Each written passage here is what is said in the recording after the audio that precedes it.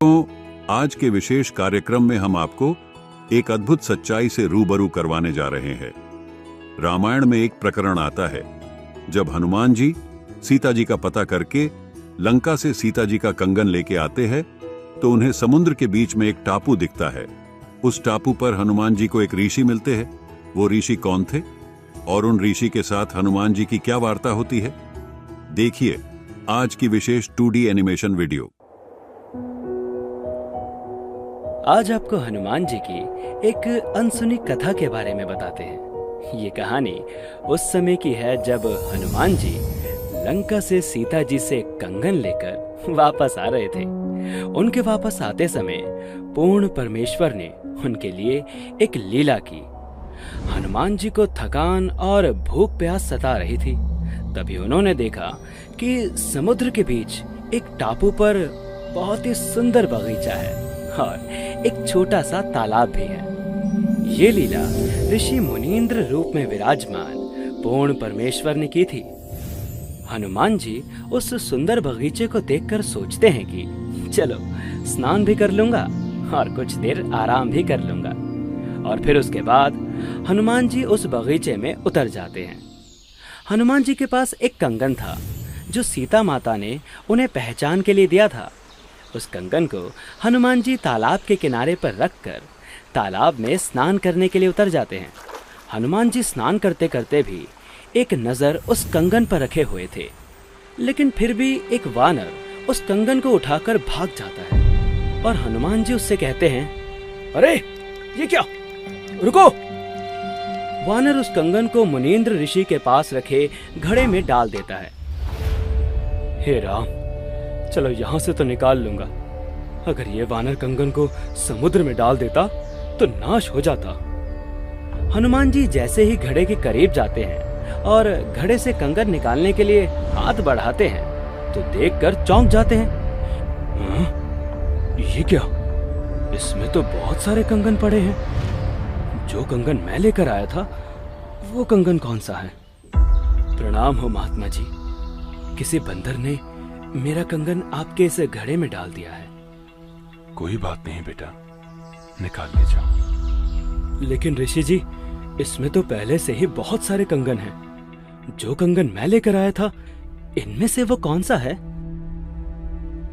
भले आदमी, आपका कंगन है और आप स्वयं ही नहीं पहचान पा रहे। ऋषि जी, आप तो जानते ही होंगे। दया कीजिए, मेरी पूरी मेहनत बेकार हो जाएगी। कैसी मेहनत बेटा?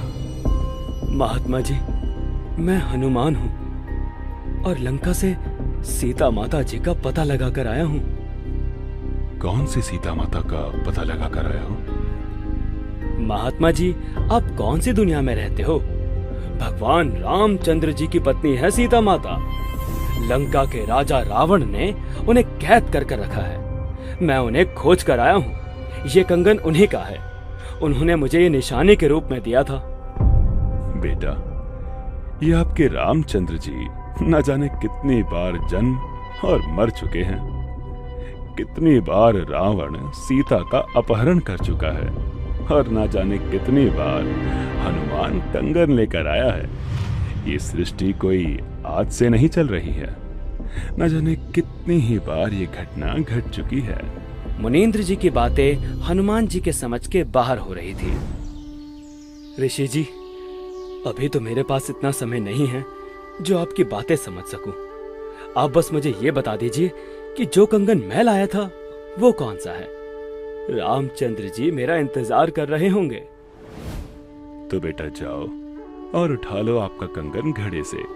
ऋषि जी, कंगन तो मैं उठा ही लूंगा, परंतु समस्या ये है कि जो कंगन मैं लाया था उसे पहचान नहीं पा रहा हूँ।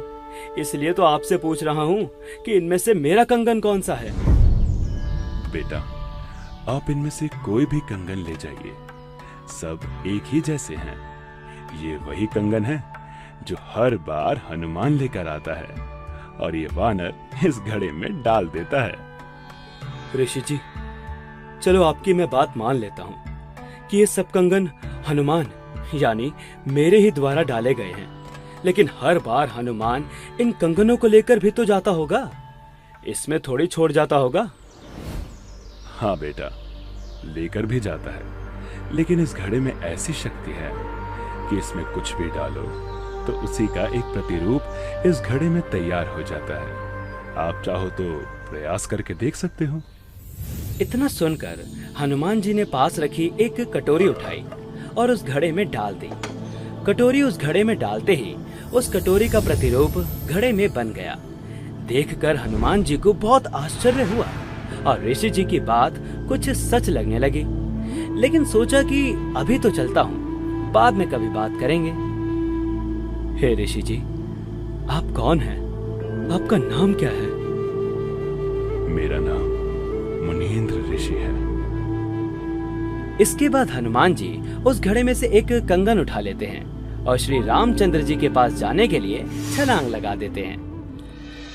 थोड़े समय बाद श्री रामचंद्र जी का युद्ध रावण के साथ होता है और श्री रामचंद्र जी उसमें जीत जाते हैं और सीता माता को अयोध्या वापस लेकर लौटते हैं। वनवास पूरा होने के बाद जिस समय श्री रामचंद्र जी का राज तिलक हो रहा था, उस समय माता सीता ने हनुमान जी को अपने गले से निकालकर सबसे कीमती मोतियों की माला दी। माता सीता से मोतियों की माला लेने के बाद हनुमान जी ने उस माला को तोड़ दिया और मोतियों को फोड़ फोड़ कर देखने लगे। हनुमान जी को ये करता देख माता सीता को क्रोध आया और हनुमान जी से वो बोली, हे हनुमान, तूने ये क्या किया? तू जानता है ये माला कितनी कीमती थी। तू रहा वानर का वानर ही, तो जंगल में ही शोभा देता है। ये सुनकर हनुमान जी को बहुत बुरा लगा और वो मायूस हो गए। माता जी, मुझे इन मोतियों से क्या काम था? मैं तो ये देख रहा था कि यदि इन मोतियों में राम का नाम हो तब तो ये मेरे काम के हैं, वरना ये कंकर मेरे किसी काम के नहीं हैं। सीता जी के इस बर्ताव से हनुमान जी अयोध्या नगरी से चले गए और जंगल में एक पहाड़ी पर जाकर बैठ गए। हनुमान जी को बहुत दुख हुआ कि मैंने क्या नहीं किया इनके लिए, और आज इन्होंने मुझे एक छोटी सी बात पर इतना लताड़ दिया। कुछ देर बाद वहां एक साधु आए। राम राम भाई हनुमान। राम राम महात्मा जी, आइए बैठिए। और सुनाओ हनुमान। महात्मा जी, अयोध्या में भगवान रामचंद्र जी आए हुए हैं। तीनों लोकों के स्वामी रामचंद्र जी का आज राज्याभिषेक है। भाई, हम तो उस राम के भक्त हैं जो कभी जन्मता मरता नहीं। वो कभी माँ के गर्भ से नहीं जन्मता। ये राम जी तो न जाने कितनी बार जन्म और मर चुके हैं। अच्छा, यही बातें मुझे एक मुनींद्र नाम के ऋषि जी भी कह रहे थे। जब मैं लंका से लौट रहा था तो वो मुझे एक सुंदर बगीचे में मिले थे। वो मैं ही था हनुमान, और तुम्हारे लिए ही यहाँ आया हूँ। क्षमा कीजिए भगवान, हम तो तुच्छ बुद्धि के जीव हैं। कृपया करके मुझे आपका संपूर्ण ज्ञान समझाइए और सत भक्ति प्रदान कीजिए। दर्शकों, आज की विशेष 2D एनिमेशन वीडियो में आपने देखा कि कबीर साहिब जी स्वयं करुणामय नाम से आए हुए थे। उन्होंने हनुमान जी को संपूर्ण ज्ञान से अवगत करवाया कि रामचंद्र जी पूर्ण परमात्मा नहीं है।